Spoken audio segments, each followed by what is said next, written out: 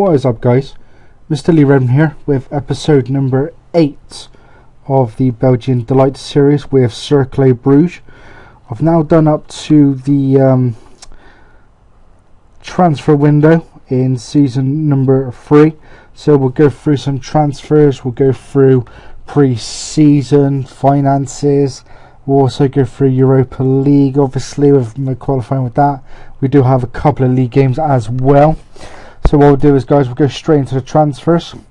Dekego and Diwali were deadline day bids from other players. I rejected that one from for Dekego because he actually plays, and Diwali didn't want to go to Berchem. So here we go. Here is this season's. Again, quite a few have gone out, been released. Junior Kabanga's gone. Frederick Boy's gone. Bart Boyce. Funny thing is, he actually didn't want to sign a contract. I wanted to keep him, but he didn't want to sign a contract. Boy, his ratings were like 1.5, 2 stars. Same for Junior Kabanga, and I was hoping to free up some wages as well with them going. Jason Roberts also left. He actually retired as well. So what we'll do is, guys, we're gonna, as you can see, I've got loads of loanees. Just Remy went to, I don't even know how you say that, Moscron Provence. Stephen Boyle has gone to Lierre. They got relegated last year, actually. Niels Mustad has gone to RC Michelin. Sissoko has gone to Moscron Provence. Viconderi has gone to Veteran. Stan Prutz has gone to Brussels. He was actually a transfer target for Anderlecht, so we managed to keep a. To be honest, the youngsters, quite a few of them, it seems to be that I have a very, very good youth setup, or it's just the fact that some teams just want youth players randomly, but I seem to have quite a few that are wanted by higher level clubs, and I'll show you in a minute, but quite often than not, I get over half of my players are 3-star or above potential rating.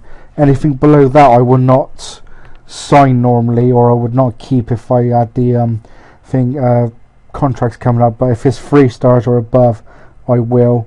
3 stars I have to think about it, to be fair. 3.5 and above I will keep, especially when they're young, when these guys are basically 15, 16, some 14-year-olds I've seen before.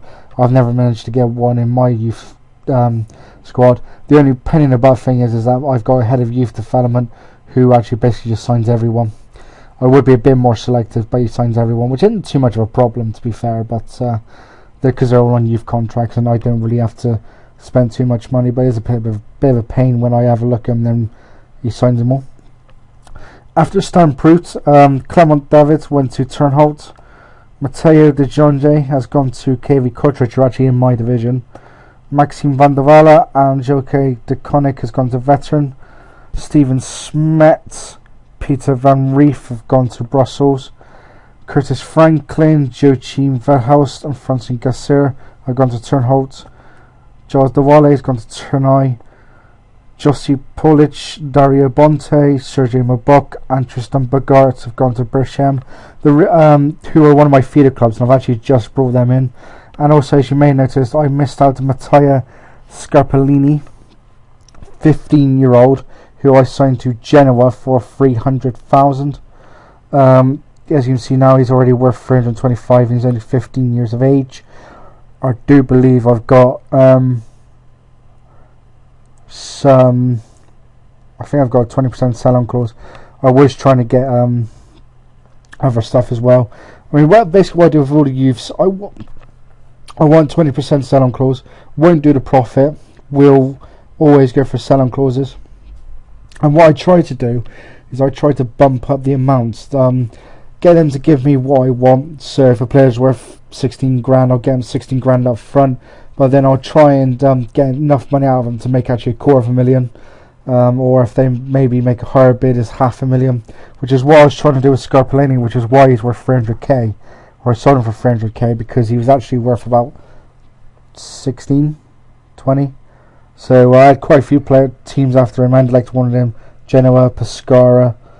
There was one other team I can't remember, but they came out of it practically straight away because they basically refused to put what I want to get in there. I think Scarpellini's is 300,000. We have a 20% sell-on clause, and with him being 15 in a Genoa, hopefully that could be quite a bit. So players in, as everyone saw, I had Anthony Van den Bora, who I actually signed on a pre-contract agreement last year. I've signed Ali Bamba, 24-year-old left back. He's 4-star and 4.5-star rating. I've also signed Charles Diers, a right-sided midfielder who was actually rubbish. 2-star current ability and 2-star potential.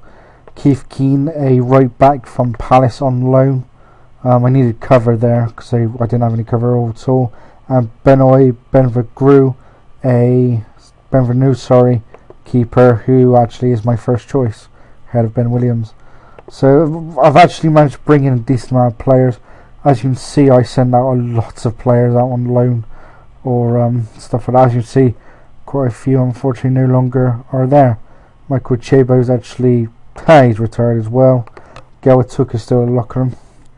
And you've got Sam Versen, who's actually was my assistant, and Joe Coppens, who is also retired as well. So good times. And then you've obviously got all these guys, and probably my biggest amount of players out on loan. I did try to send a load of my youths out on loan, to be fair, but they didn't always want them. So what we'll do is, guys, now is we will go through the Europa League campaign. As expected, because I qualified through like the playoffs in Belgium, I took the opening spot, I suppose you could say, with starting in qualifying round 2, and I drew a team called Rudar Velenge, I think is how you say it, from Slovenia. So we'll go straight into that first leg, and what I'll actually show you guys first is, I know from next season Gibraltar team's starting it. As you got here, Lions Pilots. They lost 9-2 to Hearts, but I believe last season's Gibraltar's team also played Hearts and got decked like 16-0. So it could be interesting to see what it's like in real life. But for me, I started with a game against Rudar and lost 1-0. It was quite annoying, to be fair. Alain Jalen put them 1-0 up in the 49th minute. Rock Juic was actually sent off for them 8 minutes before full time, but we weren't able to make the man advantage count, and we went down 1-0, giving them an away goal. It was 11 shots to 7 in my favour. I had 5 on target to their 4, and they had 52% possession. So obviously we were already struggling, losing 1-0, and obviously giving the away goal. So we went to the second leg, hopefully managing to bounce back, and bloody hell did we do. Check this shit out. 8-1. We were 6-1 up at half time, I think it was. Lucas Van Eno put us 1-0 up in the 12th minute. Steph Wills then doubled the lead just 3 minutes later to make it 2-0 in 15 minutes. A Boshan Plansinek goal in the 20th to give us a 3-0 lead. He then got a goal in the right end in the 21st to make it 3-1. Joe Gooday just 4 minutes later made it 4. De Kegel with 10 minutes to go made it 5, and then Steph Wills' second goal of the game made it 6. Alessio Stellens made it 7-1 just after the hour mark, and Thibaut Van Acker in the 83rd minute wrapped up the victory to give us an 8-2 aggregate win. 17 shots to 5 in my favour. I had 12 on target to their 1, and they had 60% possession.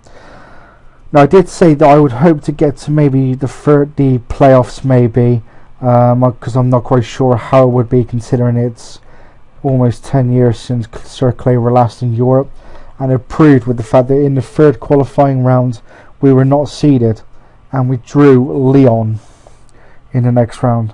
So yeah, didn't quite go according to plan. We lost 2-0 on the home leg. Johan Gorkruf just 6 minutes before half time, and Beftembi Gomes just after half time gave it a 2-0 win, and Vaino was injured in this game. 15 shots to 5 in their favour. They had 5 on target to my 1, and I had 53% possession. And in the second leg it was 3-0, so we ended up losing 5-0 on aggregate. Domenico Berardi in the 16th minute, Michael in the 25th, giving them a 2-0 lead at half time, and Johan Gorkuf in the 71st minute made it 3-0 and 5-0 on aggregate. It wasn't too bad, to be fair, considering I wasn't expected to get anywhere during Lyon. There's 14 shots to 8 in their favour. They had 6 on target to my 4, and they had 55% possession. So that was my Europa League campaign over and done with. We'll go into the fixtures, friendlies and all that malarkey. So we're in the friendlies. We lost 3-2 at home to 3-2 at home to Switzerland St Gallen. Stellanes and Stephen Boyle scoring.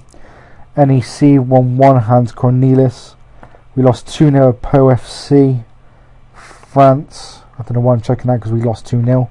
And then last game was a 3-0 home to, we then lost 3-0 home to Anderlecht. That's due to the clause I got with him from the selling of one of the players to him. And then the final game was 3-1 win at Amarillo in the 3-1 thanks to Joseph Pogis, Steph Wills and Arne Nolts. In the league we started off with a 1-0 defeat at home to Charleroi. Giuseppe Rossini in the 53rd minute giving them the only goal of the game, and Steph Wills was injured in the 82nd minute. It was 11 shots to 10 in their favour. We both had 3 each on target, and I had 53% possession. We then lost 2-0 as Otto Vergam.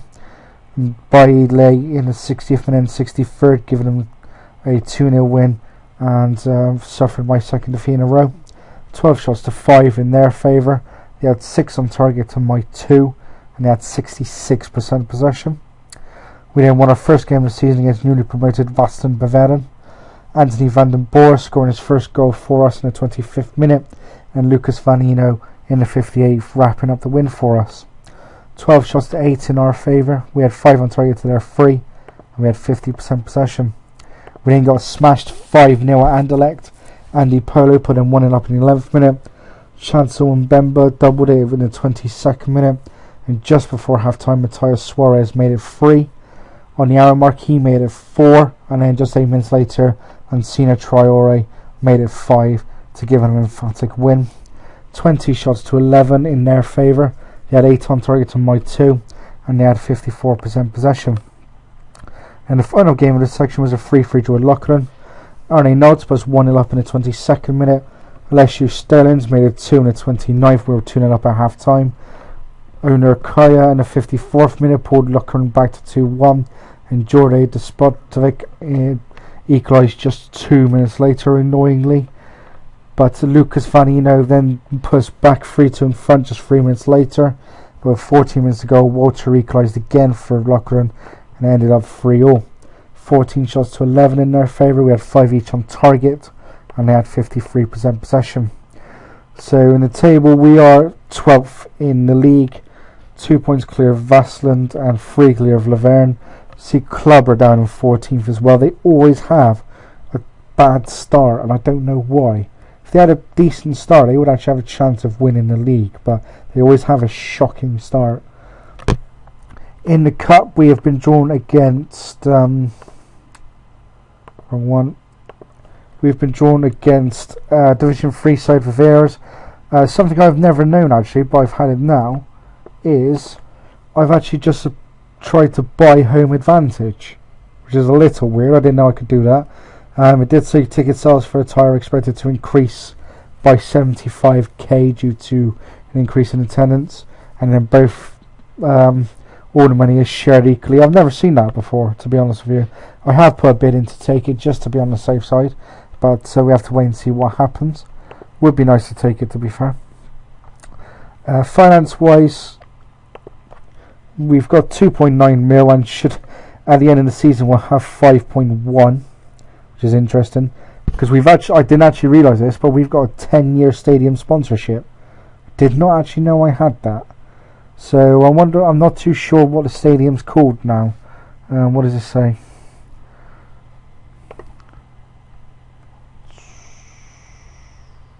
It's still the same. It's the J. Brenda Stadion, but I don't know if there's got a name and rights or something like that. Yeah, stadium sponsor, it says there. We have no planned expansions or anything. Hopefully with the money we can improve youth facilities or training facilities. Junior coaching maybe. Above average recruitment as well. So it's quite nice. Confidence wise, Europa League, they weren't too fast. Okay, they said they're disappointed. If they do understand how we lost to Lyon now, so no surprise. Mid-table is where they want us to finish, and 7th round in the Belgian Cup, which we've got a chance to do. So that would be okay, hopefully. But that is it for this episode, guys. Leave some likes, leave some comments, subscribe, would appreciate it all. Tune in next time for a halfway season review to make it 15 games. Hopefully we can improve and stay where we are essentially. Maybe improve a little bit more. But we'll have to wait and see. But until then, guys, as always, take it steady.